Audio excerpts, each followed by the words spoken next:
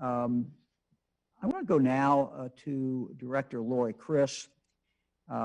We know that for some of our students, not being in school personally has been tough in a number of ways, not just academically, but sometimes emotionally, socially, mental health point of view. So I asked the director, Ohio Department of Mental Health and Addiction Services Director Lori Criss, to talk to us a little bit about what kind of resources are out there, maybe for those families that are struggling. Director, thank you very much for joining us.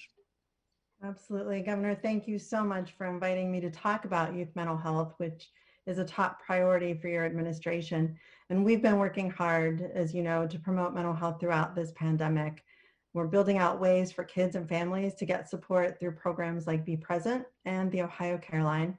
We're working in communities with youth groups and coalitions, faith congregations, schools, and providers to promote mental health, prevent substance use, prevent suicide, and provide in-person and telehealth counseling to families when they need it. We're monitoring data to inform our efforts and listening to local experiences. And in communities across the state, youth are presenting with more acute mental health symptoms during the pandemic than normally experienced. School is community for kids. It benefits them beyond their academic content. It's the social and emotional connections that kids feel with friends, classmates, extracurriculars, teachers, and more. Mrs. Diorio taught me in the 7th grade, and decades later, I still value the relationship that she forged with me beyond the formal lessons in her classroom. But it wasn't just her. It was our school secretary, Mrs. Mall, and our nurse, Mrs. Anderson. And I saw that in my own kids' experience and how they connected with the whole staff from preschool to high school. Miss Barb, the cook, and Mr. Moon, who managed the facilities.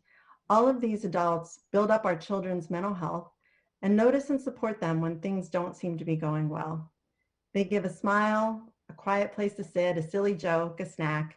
They help extend healthy connections outside of the home, and they often fill in for safety and predictability at times when home is struggling. When kids aren't in school, there are many reasons to be concerned about their mental health. The change of routine and constant uncertainty of the pandemic produces anxiety. Disconnection from learning, emotional and social supports can lead to depression. Missed significant events like graduations, proms, arts performances, science fairs, sports, and more can result in grief.